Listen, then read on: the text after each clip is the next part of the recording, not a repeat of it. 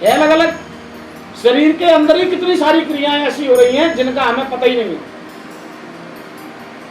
लस्सी P ली, काजू खा लिए, संग में खाना भी खा लिया, इतना सारा सब खाने के बाद सप्त धातु शरीर के अंदर बन रही है, 7 धातुएं शरीर के अंदर नित्य बन रही हैं। कौन बना रहा है इनको? लगाओ इनमें बुद्धि जरा। विज्ञान भी बहुत कोशिश कर रहा है इनको जानने की, जान नहीं पा रहा। विज्ञान का काम क्या है? परमात्मा की बनाई हुई चीजों के विषय में जानकारी हासिल करना, ये विज्ञान है।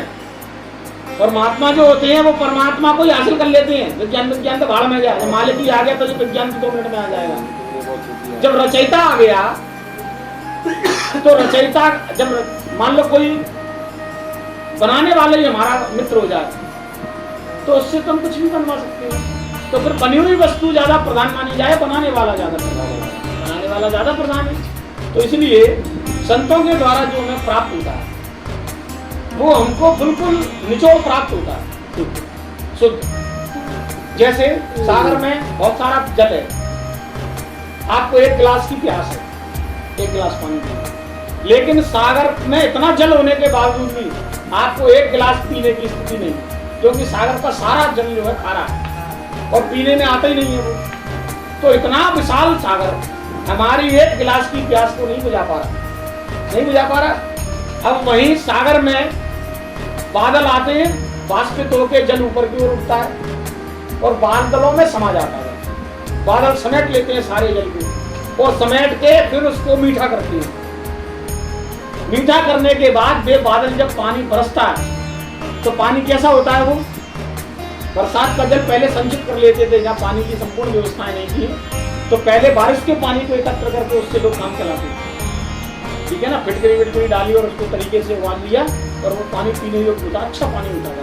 बैटरी वाटर भी कहते हैं उसको, तो उसको इकट्ठा कर लेते थे। तो देखो सागर में प्यास नहीं बुझा पाई, हमारी प्यास कौन बुझाते हैं? बादल बुझाते हैं। तो संतों को बादल कहा गया और ग्रंथों को सागर कहा गया। सागर की तरह विशाल है ग्रंथ, वेद विशाल है। आप डायरेक्ट वेदों का अध्ययन करोगे नहीं समझ पाओगे कि वेद पुराण कहूं पाई पर छूटे न अधिक अधिक और जाई।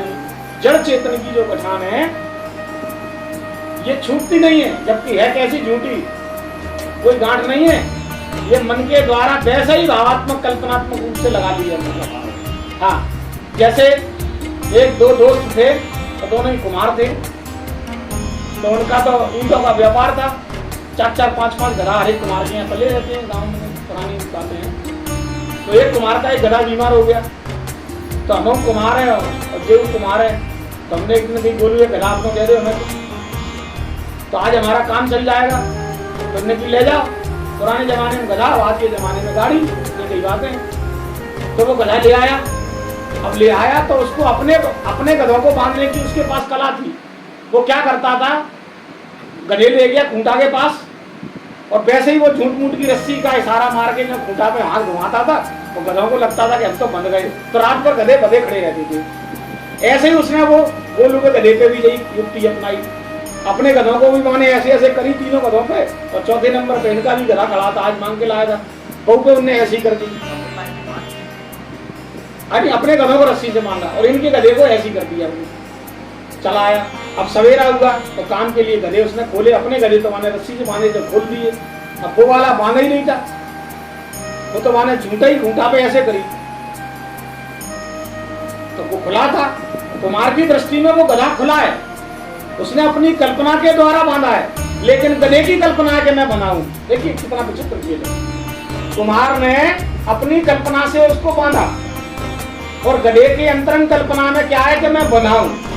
ऐसे ही मैं परमात्मा का अंश स्वतंत्र सत्ता हूं, लेकिन मेरा ये भ्रम है, मेरी कल्पना कह रही है मैं बनाऊं, मेरी कल्पना कह रही है मैं बनाऊं। और देखो कैसे बनाऊं, हाड़ों से। जड़ चेतन ग्रंथि पड़ गई गठान, बंधन का मतलब गांठ, तो ग्रंथि पड़ गई, ग्रंथि माने गठान। अब ये ग्रंथि जो पड़ी है कैसी, झूठी है। अब वो गधा उसने खोला नहीं, वो एक्टिंग कर देता तो खुल जाता, अब क्या हुआ, वो खूब डंडा मारे, उसमें लात मारे, वो गधा जगह नहीं वहां से। बड़ा चक्कर में पड़ गया कि भाई मैं रात में कल लाया था, बड़ा दिन भर जाना, अच्छा काम किया है, अब मैं सवेरे इसको खोल रहा हूँ, भगा रहा हूँ, तुझे चल ही नहीं रहा। तो फिर वो लौट के उसी मित्र के यहाँ गया जिसका गधा मांग के लाया था। उसने कहा यार कैसा गधा दे लिया तुमने, मैं सवेरे से बाहर को धक्का मार रहा हूँ, पनेटा भी मैंने 10-20 मारे, लेकिन वो वहां से चेहरे भी नाम नहीं ले रहा। तो उसने कहा तुमने उसको कैसे बांधा था? बोले मैंने अपने गधे तो रस्सी से बांधे थे। और बोले मेरा वाला गधा? बोले तुम्हारा वाला गधा मेरे पर रस्सी थी नहीं, तो मैंने वैसे खूंटा के पास ऐसे हाथ फिरा दिए थे। तो बोले देख भैया, तूने हाथ फिराए तेरी कल्पना थी, गधे के मन में कल्पना है कि मैं बनाऊं, और बंधे गधे में तू डंडे मार रहा है, वो काय को चलेगा? तो जा द्वारा जा, जैसे बांधा था वैसे ही खोल, तो झूठी गांठ झूठ मूठ ही खुलेगी। झूठ मूठ मान लो कि मैं मुक्त हूं, आज मानोगे मुक्त हो जाओगे।